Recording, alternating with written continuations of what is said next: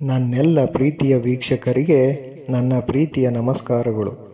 ನಮ್ಮ ಚಾನಲ್ನ ಇದೇ ಮೊದಲು ನೋಡ್ತಿದ್ದೀರಾ ಅಂದರೆ ದಯವಿಟ್ಟು ಸಬ್ಸ್ಕ್ರೈಬ್ ಮಾಡ್ಕೊಳ್ಳಿ ಫ್ರೆಂಡ್ಸ್. ಮುಂಚೆಯಿಂದ ನೋಡ್ತಿದ್ದೀರಾ ಆದರೂ ಸಬ್ಸ್ಕ್ರೈಬ್ ಆಗಿಲ್ಲ ಅಂದರೆ ದಯವಿಟ್ಟು ಸಬ್ಸ್ಕ್ರೈಬ್ ಮಾಡ್ಕೊಳ್ಳಿ ಫ್ರೆಂಡ್ಸ್, ಸಪೋರ್ಟ್ ಮಾಡಿ. 2 ವಿಷಯಗಳನ್ನು ನಿನ್ನೊಳಗೆ ಹುಟ್ಟುಹಾಕು. 1. ಮೌನವಾಗಿರುವುದು. 2. ಕ್ಷಮಿಸಿ ಬಿಡುವುದು. ಮೌನಕ್ಕಿಂತ ದೊಡ್ಡ ಉತ್ತರ ಇಲ್ಲ. ಕ್ಷಮಿಸಿ ಬಿಡುವುದಕ್ಕಿಂತ ದೊಡ್ಡ ಶಿಕ್ಷೆ ಯಾವುದೂ ಇಲ್ಲ.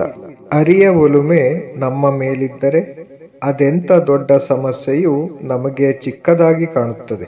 ನಾನು, ನನ್ನದು, ನನ್ನ, ನಿನ್ನ, ದೊಡ್ಡವ, ಚಿಕ್ಕವ, ನನ್ನವರು, ಬೇರೆಯವರು ಎನ್ನುವ ಭಾವನೆಗಳನ್ನು ತ್ಯಜಿಸಿ. ನಂತರ ಎಲ್ಲರೂ ನಿಮ್ಮವರಾಗುತ್ತಾರೆ, ನೀವು ಎಲ್ಲವರಾಗುತ್ತೀರಿ. ಭೂಮಿಯ ಮೇಲೆ ಹೇಗೆ ಋತುವಿನ ಬದಲಾವಣೆಯಾಗುತ್ತದೆಯೋ ಹಾಗೆಯೇ ಮನುಷ್ಯರ ಜೀವನದಲ್ಲಿ ಸುಖ ದುಃಖಗಳು ಬಂದು ಹೋಗುತ್ತಿರುತ್ತವೆ. ಯಾವುದೇ ಕೆಲಸವಾಗಲಿ ಸಫಲತೆ ಪಡೆಯಲು ಕಠಿಣ ಪರಿಶ್ರಮ, ಆತ್ಮವಿಶ್ವಾಸ ಮತ್ತು ದೃಢ ಸಂಕಲ್ಪ ಅತಿ ಅಗತ್ಯ. ದಾನವನ್ನು ಕರ್ತವ್ಯವೆಂದು ತಿಳಿದು ಯಾವುದೇ ಸಂಕೋಚವಿಲ್ಲದೆ ಅವಶ್ಯಕತೆ ಇರುವವರಿಗೆ ನೀಡಿದರೆ ಅದನ್ನು ಸಾತ್ವಿಕ ಎಂದು ಪರಿಗಣಿಸಲಾಗುತ್ತದೆ. ಯಾವ ವ್ಯಕ್ತಿ ಸುಖ ಮತ್ತು ದುಃಖ ಎರಡರಲ್ಲೂ ವಿಚಲಿತನಾಗುವುದಿಲ್ಲವೋ ಹಾಗೂ ಎರಡರಲ್ಲೂ ಸಮಭಾವನಾಗಿರುವನೋ ಅಂಥ ವ್ಯಕ್ತಿ ಮುಕ್ತಿಗೆ ಅರ್ಹ. ಕರ್ಮ ಯಾರನ್ನೂ ಬಿಡುವುದಿಲ್ಲ. ಕರ್ಮದ ಫಲ ಪ್ರತಿಯೊಬ್ಬನೂ ಅನುಭವಿಸಲೇಬೇಕು. ಆದ್ದರಿಂದ ಉತ್ತಮ ಫಲಕ್ಕಾಗಿ ಉತ್ತಮ ಕೆಲಸವನ್ನೇ ಮಾಡಿ.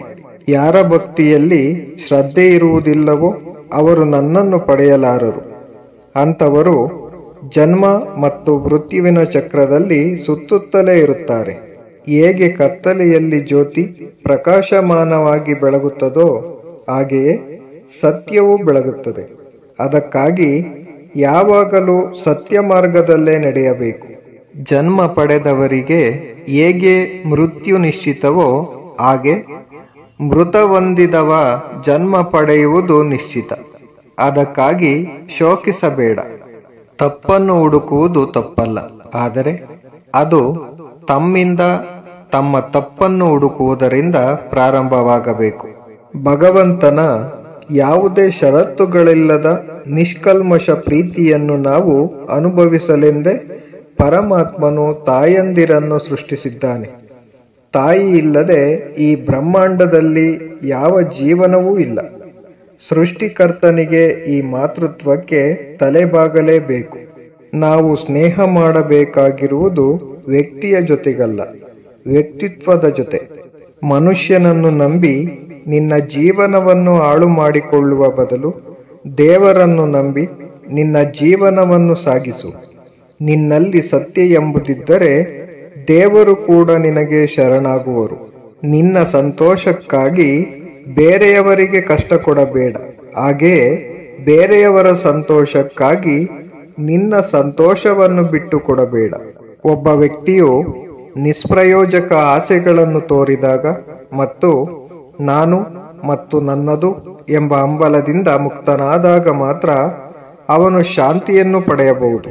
ಪ್ರಮುಖ ವ್ಯಕ್ತಿಗಳಿಂದ ದ್ರೋಹಕ್ಕೆ ಒಳಗಾದ ನಂತರ ಜನರು ಬಯಸಿದರೂ ಯಾರನ್ನು ಸಂಪೂರ್ಣವಾಗಿ ನಂಬಲು ಸಾಧ್ಯವಾಗುವುದಿಲ್ಲ.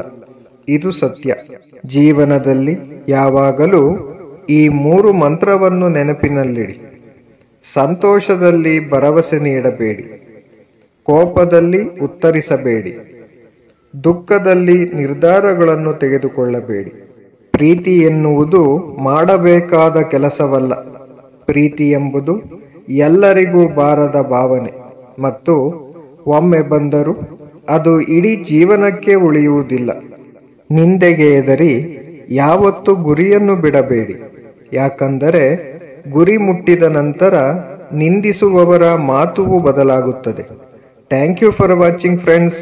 Please subscribe my channel.